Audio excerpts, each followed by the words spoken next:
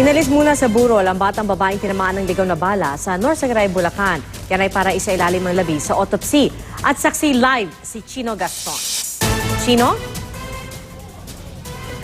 Tama ka dyan na Pia, nakatakdang sumailalim sa autopsy ngayong gabi ang mga labi ng umano'y unang biktima ng ligaw na bala sa pagsalubong sa 2016 bilang bahagi ng investigasyon sa kanyang pagkamatay. Nakaburol na kanina ang labi ng 9 na taong gulang na si Lorena Cruz. Pero ngayong gabi, inalis muna sa pagkakaburol ang labi ng stray bullet victim. Sa layong kasing maimbestigahan ang pagkamatay niya, dinala muna ang labi sa Sapang Palay sa San Jose del Monte, Bulacan para ma-autopsy. Ang kanyang mga labi, pansamantalang nananatili sa Candido Funeral Parlor. Bukas na siya ibabalik sa bahay ng kanyang tiyahin sa Norzagaray, Bulacan para ituloy ang burol.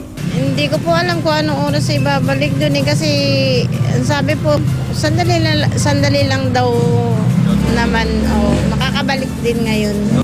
Bisperas ng Pasko nang tamaan ng ligaw ng bala sa likod si Lorena habang naglalaro malapit sa kanilang bahay sa Sitio Paco, Barangay San Mateo, Norzagaray, Bulacan. Kimakapayan sa akin ng maigpit. Sabi, mama, bili mo ako ng masarap na tinapay. Hindi niya na nakain yung masarap na tinapay.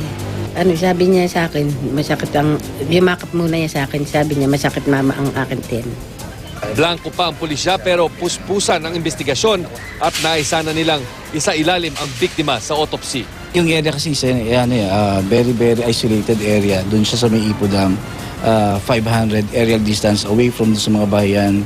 Masyadong 1 hour to take para mag-ilog. So ang mga tao doon ay very thinly populated. Si Lorena ang umano'y unang naitalang patay dahil sa ligaw na bala para sa salubong sa 2016. Sabi ng Department of Health, inakalang simpleng sugat lang dahil maliit ang point of entry o sugat nang pumasok ang bala sa bata. Kaya di raw dapat ipagsawalang bahala ang mga sugat lalo kung di alam kung saan galing. Wala sa laki o liit ng sugat yan, di ba? Kailangan magpatingin ka agad din. Maigi ng nagpatingin at sabihin sa atin ng ating mga doktor na okay lang yan, hindi seryoso yan. Ayon naman sa opisyal ng East Avenue Medical Center, nang itakbo roon ng bata ay unstable na ito. Mahina ang pulso at bumabagsak na ang blood pressure.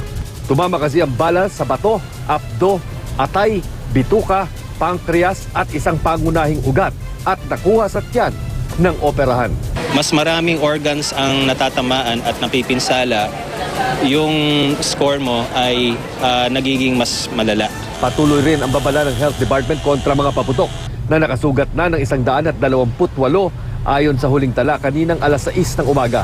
Kabilang dyan ang 10 anyos na biktima ng Piccolo sa Pagudpud, Ilocos Norte. Gayon din ang 15 anyos na biktima ng Piccolo rin sa Bangued, Abra.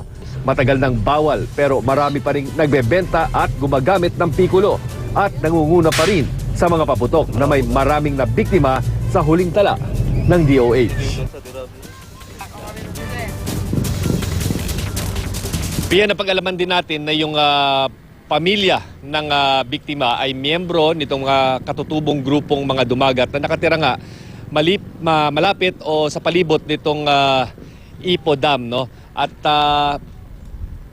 batay na rin sa impormasyong binigay sa atin nitong mga residente dito sa Norzagaray ay marami pa raw mga hayop sa gubat gaya ng mga usa, baboy ramo at mga ibon sa lugar at marami ring nangangaso kung saan nangyari ang pamamaril. So isa ito sa maaring tinitingnan ngayon ang anggulo ng mga investigador sa insidente para malaman kung saan nga nagmula ang balang pumatay sa biktima.